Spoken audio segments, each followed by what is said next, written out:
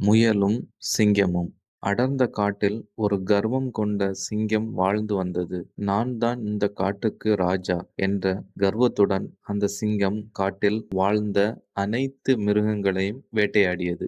மற்ற மிருகங்கள் உணவுக்காக வேட்டையாடும், ஆனால் இந்த சிங்கம் பொழுதுபோக்குக்காக வேட்டையாடியது.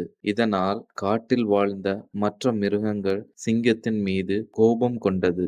ஒவ்வொரு நாளும் சிங்கம் பல மிருகங்களை வேட்டையாடியது. இதனைக் கண்ட மற்ற மிருகங்கள் மிக்க பயத்துடன் வாழ்ந்து வந்தன. சிங்கம் இப்படி பல மிருகங்களை ஒவ்வொரு நாளும் கொல்லுவதால் தாம் வெகு சீக்கிரமே இறந்து விடுவோம் என எண்ணி அவையெல்லாம் ஒன்று கூடி ஆலோசனை செய்தது. சிங்கத்தை எதிர்த்து அவர்களால் போராட முடியாது என்பது அவர்களுக்கு நன்கு தெரியும். அதனால் அவை சிங்கத்திற்கு இரையாக தினம் ஒரு மிருகமாக போவதற்கு தீர்மானித்தன. அடுத்த நாள் குரங்கு ஒன்று அந்த கர்வம் கொண்ட சிங்கத்தை சந்திக்க அதன் குகைக்கு சென்றது. இதை கண்ட சிங்கம் பெரும் கோபத்துடன் உறுமியது. குரங்கிற்கு பயம் வந்துவிட்டது. சிங்கம் குரங்கை பார்த்து, உனக்கு என்ன துணிச்சல் இருந்தால் என் குகைக்கு வந்திருப்பாய் என்றது.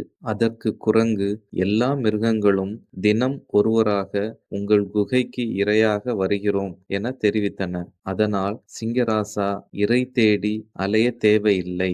ஏன் இந்த முடிவு என்றது சிங்கம். தினம் தினம் எந்த மிருகம் உங்களால் வேட்டையாடப்படும் என்ற பயத்துடன் வாழ்வதை விட தினம் ஒருவராக உங்கள் குகைக்கு இரையாக வந்தால் மற்ற மிருகங்கள் பயமின்றி சிறிது காலம் வாழலாம் என்றது. அத்துடன் நீங்கள் பல மிருகங்களை ஒரு நாளில் கொன்றால் நாங்கள் எல்லோரும் சீக்கிரமே இறந்து விடுவோம். பின்பு உங்களுக்கு உணவு கிடைக்காமல் நீங்களும் சீக்கிரமே இறந்து விடுவீர்கள் என்றது. இதனை கேட்ட சிங்கராஜாவுக்கு மகிழ்ச்சி பொங்கியது. மேலும் குரங்கிடம், தவறாமல் தினமும் காலையில் ஒரு மிருகம் கண்டிப்பாக வர வேண்டும், இல்லை என்றால் அனைவரையும் வேட்டையாடி விடுவேன் என்றது சிங்கம். அன்றிலிருந்து தினம் ஒவ்வொரு மிருகம் சிங்கத்திற்கு இரையாக சென்றது.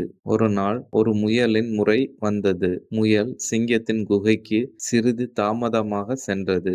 அதனால் சிங்கம் மிகுந்த கோபத்துடன் இருந்தது. சிங்கம் முயலை பார்த்து கோபத்துடன், நீ ஏன் தாமதமாக வந்தாய் என கேட்டது. அதனை கேட்ட முயல் நடுக்கத்துடன், சிங்கராசா, நான் வரும் வழியில் வேறொரு பெரிய சிங்கம் என்னை வேட்டையாட முயற்சி செய்தது.